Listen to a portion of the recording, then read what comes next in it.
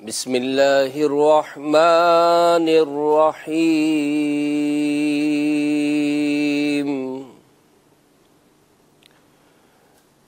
لقد جاءکم رسول من انفسکم عزیز علیہ ما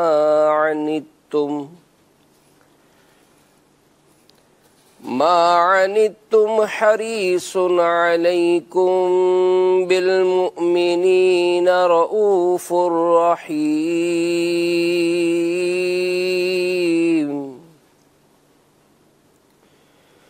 فَإِن تَوَلَّوْا فَقُلْ حَسْبِيَ اللَّهُ لَا إِلَٰهَ إِلَّا هُوَ علیہ توکلت وہو رب العرش العظیم صدق اللہ العظیم صلو علی الحبیب صلی اللہ علیہ یا رسول اللہ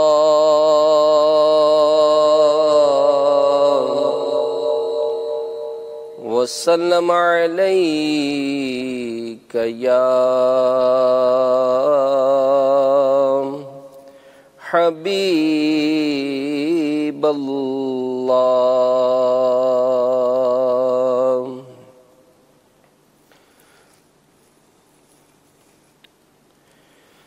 میرے تم خواب میں آؤ، میرے گھر روشنی ہوگی، میرے تم خواب میں آؤ، میرے گھر روشنی ہوگی، میری قسمت جگا جاؤ، عنایت یہ بڑی ہوگی، مدینے مجھ کو آنا ہے، غم فرقت مٹانا ہے، مدینے مجھ کو آنا ہے، غم فرقت مٹانا ہے، کب آقائے مدینہ در پہ میری حاضری ہوگی، کب آقائے مدینہ در پہ میری حاضری ہوگی، مجھے گر دید ہو جائے تو میری عید ہو جائے، مجھے گر دید ہو جائے تو میری عید ہو جائے، تیرا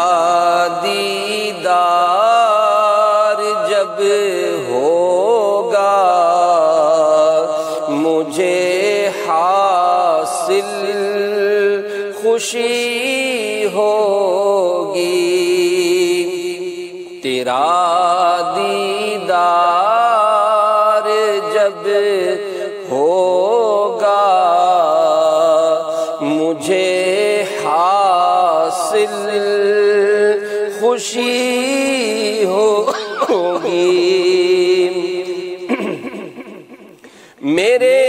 مرقد میں جب عطار وہ تشریف لائیں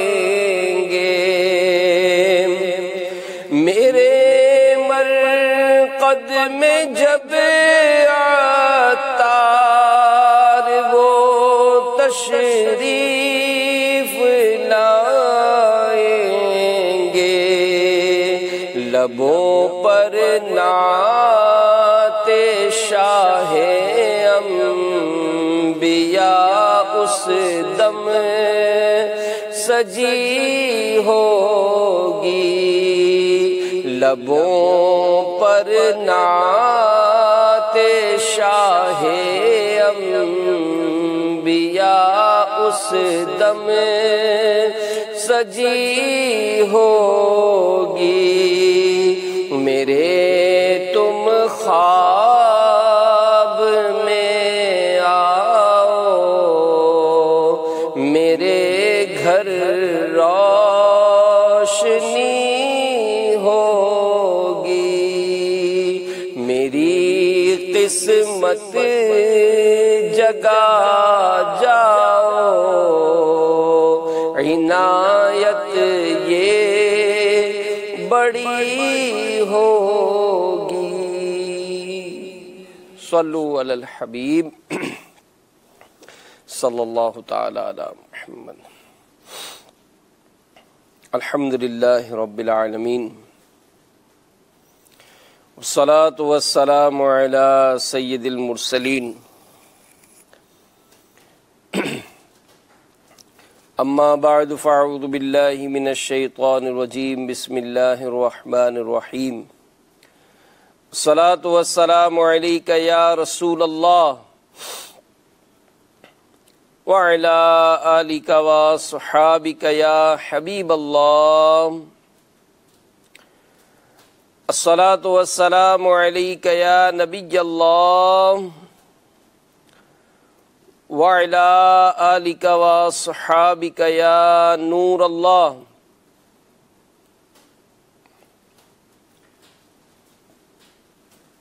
فرمان مصطفیٰ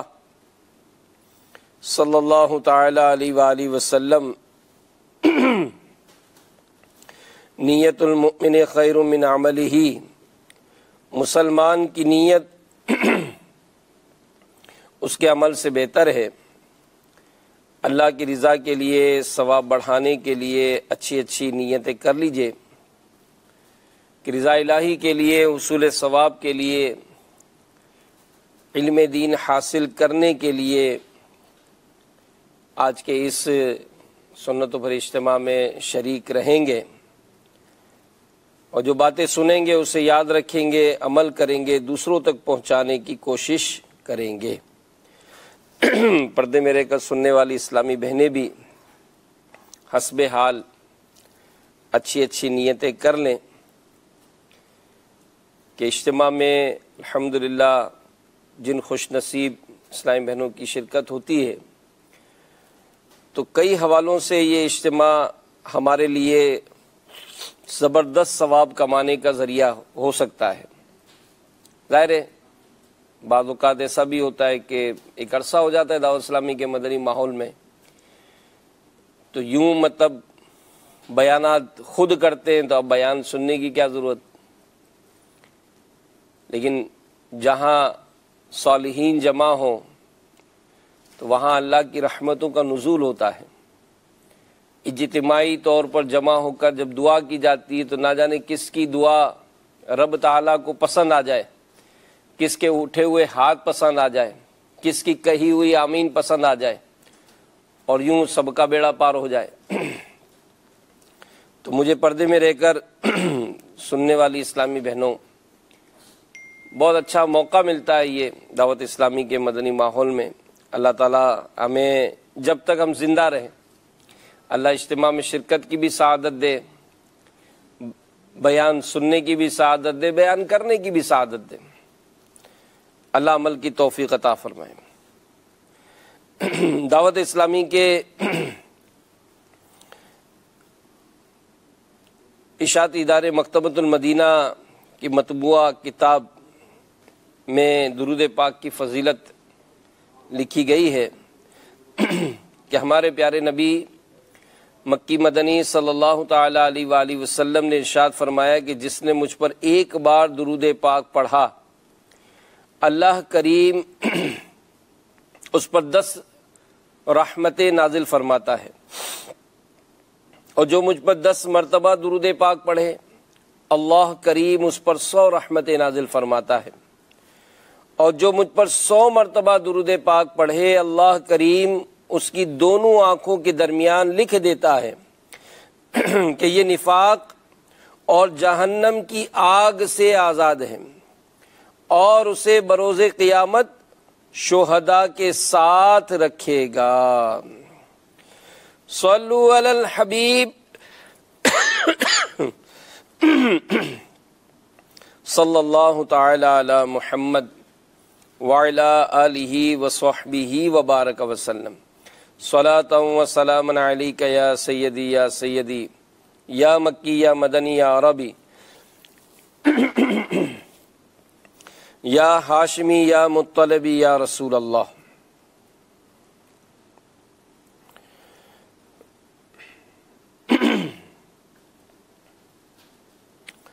مصر کے گورنر حضرت سیدنا ابو موسیٰ اشعری رضی اللہ تعالی عنہ نے امیر المومنین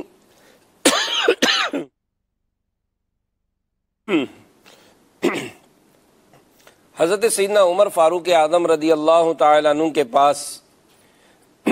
کچھ مال بھیجا، تو آپ رضی اللہ تعالی عنہ نے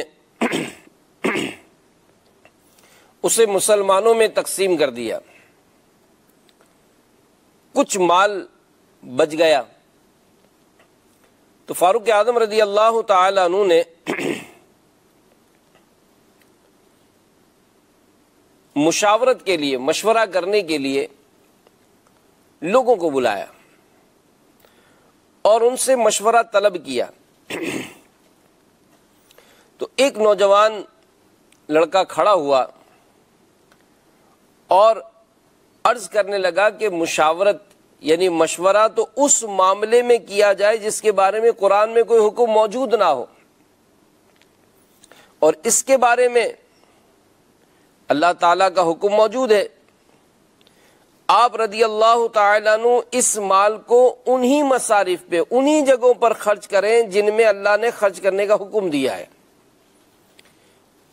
تو مجھے پردے میں رہ کر سننے والی اسلامی بہنوں، فاروق اعظم رضی اللہ تعالیٰ عنہ سبحان اللہ اس امت کے محدث یعنی الہامی کلام کرنے والے تھے، اور آپ رضی اللہ تعالیٰ عنہ کی تائید، آپ کی رائے کو قرآن و سنت کی تائید حاصل تھی۔ خود رسول اللہ صلی اللہ علیہ وآلہ وسلم نے آپ کے فضائل بیان کیے، اور یہ وہ مبارک صحابی، خوش نصیب صحابی تھے جو سفر ہو، حضر ہو، پیارے نبی صلی اللہ علیہ وآلہ وسلم کے ساتھ اکثر اوقات ساتھ رہے، اور رسول اللہ صلی اللہ علیہ وآلہ وسلم نے سیدنا عمر فاروق اعظم رضی اللہ تعالیٰ عنہ کے بارے میں ہی فرمایا تھا کہ حق میرے بعد عمر کے ساتھ ہوگا چاہے وہ جہاں بھی ہو۔ قطعی جنتی صحابی ہونے کے باوجود آپ کا یہ عظیم ظرف تھا کہ آپ نے دوران مشورہ ایک نوجوان کی رائے فراخ دلی سے سنی۔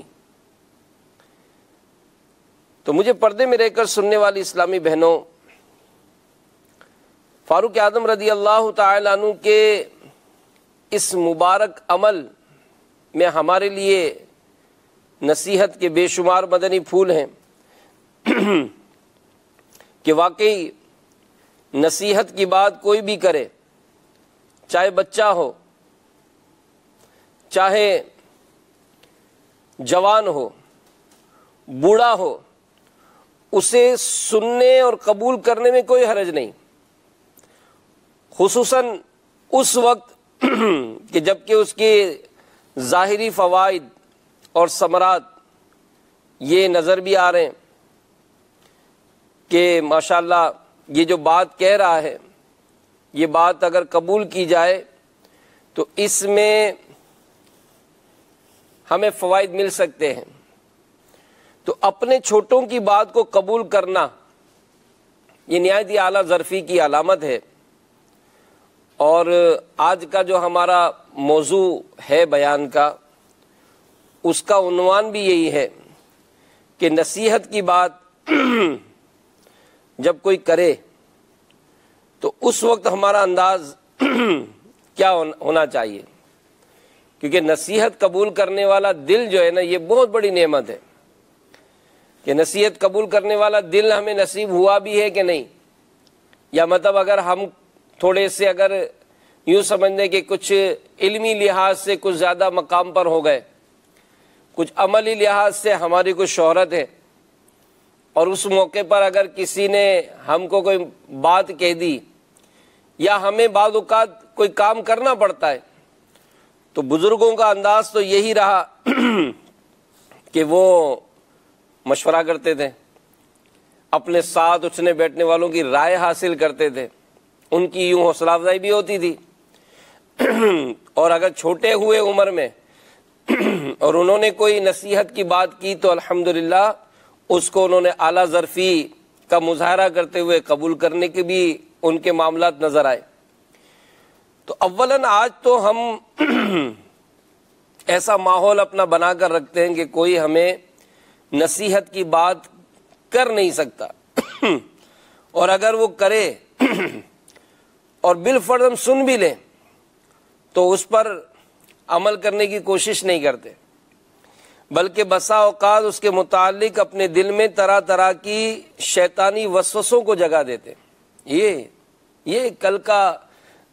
میرے سامنے نیکی کے راستے پر چلا ہے، یہ کل 2-4 ہفتے ہوئے اس نے نمازیں شروع کی ہیں، یہ مجھے نماز کے مسائل سکھاتا ہے۔ میں نے تلاوت کی تو جناب اس نے میری تلاوت سن کر مجھے بتا رہا ہے کہ آپ کی یہ غلطیاں ہیں، تو یہ اچھی بات نہیں ہے۔ نصیحت کرنے والا یہ ہمارا خیر خواہ ہے، ہم اسے اپنا دشمن نہ سمجھیں، وہ ہمارا حقیقی رہنما، دوست اور خیر خواہ ہوتا ہی وہی شخص ہے کہ جو ہماری غلطیوں پر ہمیں خبردار کرے، نیکیوں کی ترغیب دلائے، سنتوں پر عمل کرنے کا یہ ہمیں ذہن دے اور ہمارے عیوب و نقائص کو بیان کرے، ہماری دنیا اور آخرت کو سنوارنے کی کوشش کرے۔ مگر افسوس کہ بے عمل ہونے پر، یعنی بے عمل ہونے کے باوجود ہمارا تو گویا یہ اعلان ہوتا ہے کہ ناصحہ مت کر نصیحت، دل میرا گھبرائے ہے، اس کو دشمن جانتا ہوں جو مجھے سمجھائے ہے۔ میں تو سمجھانے والے کو اپنا دشمن سمجھتا ہوں، میں تو یہ سمجھتا ہوں کہ مجھ سے حسد کرتا ہے، یہ جبھی تو مطلب میرے متعلق ایسی باتیں کر رہا ہے۔ تو مجھے پردے میں رہ کر سننے والی اسلامی بہنوں، نصیحت کی بات کوئی بھی کرے اسے قبول کر لیجئے، اپنے دل میں جگہ دیجئے، اس پر عمل کیجئے، انشاءاللہ دنیا اور آخرت کی بے شمار برکتیں حاصل ہوں گی۔ دعوت اسلامی کا یہ جو مدنی ماحول ہے الحمدللہ، اس میں تو خود اگر ہم اپنی ذات پر غور کرتے ہیں اور سوچتے ہیں تو جس وقت میں اس مبارک مدنی ماحول سے ہماری وابستگی نہیں ہوئی تھی تو ظاہر ہے اس وقت ہماری کیا کیفیت تھی، اور ظاہر ہے پھر الحمدللہ جب قریب آئے تو دعوت اسلامی کے مدنی ماحول کی برکتیں نصیب ہوئی۔ اور یہ یعنی آپ اور ہم اگر اپنے اطراف کا بھی جائزہ لیں تو سب کی ایک طرح سے یہ مدنی بہاریں ہیں۔ ایک مبلغ دعوت اسلامی کا بیان ہے کہ ہمارا مدنی قافلہ اوکاڑا پنجاب پاکستان میں پہنچا، وہاں ایک بارش امامہ شریف سجائے سنتوں بھرے مدنی حلیے میں ایک بزرگ سے ملاقات ہوئی۔ دوران گفتگو انہوں نے انکشاف کیا کہ دعوت اسلامی کے مدنی ماحول میں آنے سے پہلے میں اپنے علاقے کا بدنام بدماش تھا۔ میں شراب کا ایسا رسیا تھا کہ جب کہیں جاتا تو شراب کے کنستر میری گاڑی میں موجود ہوتے تھے۔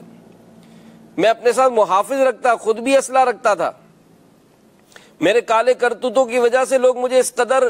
نفرت کرتے تھے کہ میرے قریب سے بھی گزرنا پسند نہیں کرتے تھے۔ اب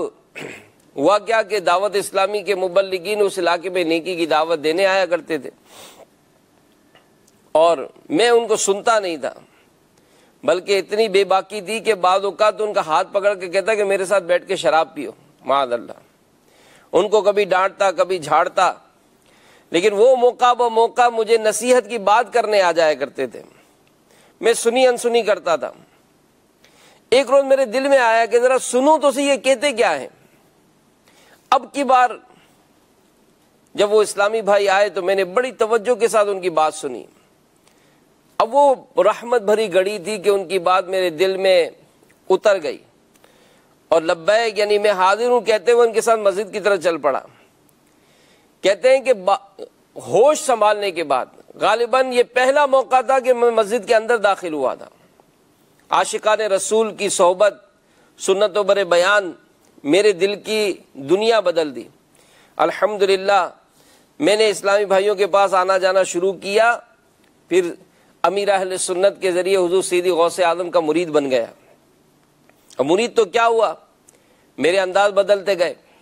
میں نے تمام گناہوں سے توبہ کر لی، شراب پینا چھوڑ دی، نمازی بن گیا، چہرہ سنت کے مطابق داڑھی اور امامہ شریف سے اپنا سر سجا لیا۔ لوگ اس تبدیلی پر حیران تھے، اور بعض کو تو یقین نہیں آتا تھا کہ ایسا بگڑا ہوا شخص، اس پر نصیحت کی بات کیسے اثر ہو گئی۔ کہتے ہیں ایک بار تو بڑا عجیب چٹکلا ہوا کہ دو اخباری نمائندے میرے قریب سے گزرے۔ ایک نے میری طرف اشارہ کر کے دوسرے کو بتایا کہ وہی شخص ہے۔ میرا تبدیل شدہ حلیہ دیکھ کر دوسرے کو یقین نہ آیا، اور اس نے مجھے باقاعدہ تصدیق کی کہ آپ کیا واقعی وہی ہیں؟ میرے ہاں کرنے پر وہ دم بخود رہ گیا اور کہنے لگا اپنی تبدیلی کا راز بتائیے، ہم اخبار میں آپ کو کی خبر چھاپیں گے۔ میں نے منع کر دیا کہ دعوت اسلامی کے مدنی ماحول کی برکتیں ہیں کہ مجھ جیسا رسوائے زمانہ انسان بھی صلاۃ و سنت کی راہ پر چلنے لگا اور معاشرے کا ایک باعزت فرد بن گیا۔ اللہ کرم ایسا کرے تجھ پہ جہاں میں، اے دعوت اسلامی تیری دھوم مچی ہو۔ تو مجھے پردے میں رہ کر سننے والی اسلامی بہنوں اور مدنی چینل کے ناظرین، دیکھا آپ نے کہ محلے کے ایک نامی گرامی بدماش شخص نے جب وعظ و نصیحت کو قبول کیا تو سنتوں کا مبلغ بن گیا۔ جو شراب و کباب کا دل دادا تھا وہ رسول اللہ صلی اللہ علیہ وآلہ وسلم کی محبت کا دل دادا ہو گیا۔ تو یہ نصیحت کو جو قبول کرنے والا جو عمل ہے نا، اس کو اپنے اندر پیدا کریں، اس سے بڑی برکتیں ملیں گی، بھلائیاں ملیں گی۔ منقول ہے کہ شکم سیر، جو پیٹ بھرا ہوا ہوتا ہے نا جس کا، شکم سیر کی نصیحت بے اثر ہوتی ہے، اور جب اس کی نصیحت کی جاتی ہے تو اس کا ذہن قبول نہیں کرتا۔ قرآن پاک میں نصیحت کرنے کی ترغیب دلائی گئی ہے۔ جی ہاں، سورۃ الزاریات آیت نمبر 55 میں ارشاد ہوا وَذَكِّرْ فَإِنَّ الذِّكْرَى تَنْفَعُ الْمُؤْمِنِينَ، ترجمہ کنز الایمان، اور سمجھاؤ کہ سمجھانا مسلمانوں کو فائدہ دیتا ہے۔ تو اس آیت نمبر 55 سے معلوم ہوا کہ نیک کاموں کی ترغیب دیتے اور برے کاموں سے منع کرتے رہنا چاہیے۔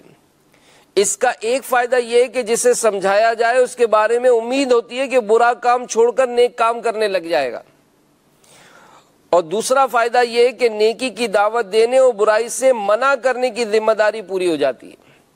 سمجھانے اور نصیحت کرنے کے ان فوائد کو قرآن پاک میں سورہ اعراف آیت نمبر 164 میں اللہ تعالیٰ ارشاد فرماتا ہے وَإِذَا قَالَتْ أُمَّةٌ مِّنْهُمْ لِمَ تَعِظُونَ قَوْمًا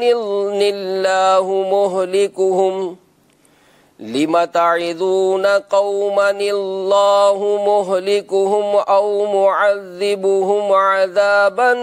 شَدِيدًا قَالُوا مَعْذِرَةً إِلَىٰ رَبِّكُمْ وَلَعَلَّهُمْ يَتَّقُونَ۔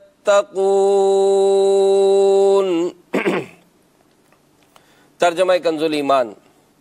اور جب ان میں سے ایک گروہ نے کہا کیوں نصیحت کرتے ہو ان لوگوں کو جنہیں اللہ ہلاک کرنے والا ہے یا انہیں سخت عذاب دینے والا ہے، بولے تمہارے رب کے حضور معذرت کو اور شاید انہیں ڈر ہو۔ تو امیر المومنین سیدنا عمر فاروق اعظم رضی اللہ تعالی عنہ نے ارشاد فرمایا کیا تم جانتے ہو کہ لوگ سدھرتے کیسے اور بگڑتے کیسے؟ پھر خود ہی ارشاد فرمایا جب نصیحت کی بات کسی چھوٹے کی طرف سے آتی ہے تو اس پر بگڑ جاتا ہے، اور جب بڑے کی طرف سے آتی ہے تو چھوٹا اس کو مان لیتا ہے، تو دونوں کا معاملہ صحیح رہتا ہے۔ تو امیر المومنین سیدنا فاروق اعظم رضی اللہ تعالی عنہ کے اس مبارک فرمان میں ایک نہایت ہی خطرناک باطنی مرض تکبر کی ایک صورت کا بیان ہے، کیونکہ اپنے سے چھوٹے کی نصیحت آموز بات کو تسلیم نہ کرنا یہ بھی نفس امارہ کی شرارت اور تکبر کی علامت ہے۔ نصیحت کی بات ہر شخص کی قبول کرنی چاہیے، چاہے وہ چھوٹا ہو یا بڑا ہو۔ ہمارے بزرگان دین رحمہم اللہ المبین یہ چھوٹے چھوٹے جانوروں بچوں سے بھی نصیحت حاصل کیا کرتے تھے۔ ایک بزرگ رحمت اللہ تعالی علیہ ان کے بارے میں منقول ہے، وہ فرماتے کہ میں نے اللہ پر توکل کرنا مرغی سے سیکھا ہے، اللہ اکبر، کہ وہ ایک وقت کا کھانا کھانے کے بعد باقی جو بچتا ہے اسے گرا دیتی ہے۔ یعنی آپ بھی اگر کبھی تجربہ ہو، مرغی کے سامنے پانی کی ایک کٹوری رکھے، یہ مرغی پانی پی کر عموماً اس کٹوری کو گرا دیتی ہے، گویا یہ پیغام دیتی ہے کہ جس رب عز و جل نے مجھے ابھی کھلایا ہے پلایا ہے بعد میں بھی کھلائے گا، لہذا ذخیرہ کرنے کی ضرورت نہیں ہے۔ تو یہ جس کو نصیحت حاصل کرنی ہو وہ ان باتوں سے بھی دیکھتا ہے۔ جیسے مثال بڑی ایک مشہور سوشل میڈیا پر ایک تصویر چلائی گئی تھی کہ ایک مقام سے جو ہے وہ کچھ پرندے یا جانور یہ قطار میں جا رہے تھے، اور دوسری جگہوں پر پبلک کا ازدحام دکھایا جا رہا تھا۔ تو کا فرق صاف ظاہر ہے کہ مطلب ڈسپلن کیا ہے۔ کئی چیزیں ہوتی ہیں، بلکہ ایک مرتبہ امیر علیہ سنت کے مدنی مذاکرے میں مجھے یاد ہے وہ سوشل میڈیا کا ایک کلپ دکھایا گیا تھا کہ ایک جگہ پر کتے جو ہے ان کو کھانا دیا گیا، تو انہوں نے کھانے کے اوپر منہ نہیں مارا، بالکل قریب قریب بیٹھ گئے، اور جیسے ہی اس کے مالک نے کچھ اشارہ کیا تو بڑی ڈسپلن کے ساتھ جو انہوں نے کھانا شروع کیا، اور اسی سے لگ کر ایک دعوت کا ایک منظر دکھایا گیا کہ جیسے ہی دعوت کے لیے وہ کھانا کھانے کا ہوتا ہے نا اعلان کہ آئیے کھانا کھا لیں، تو لوگ ایسے ٹوٹ پڑے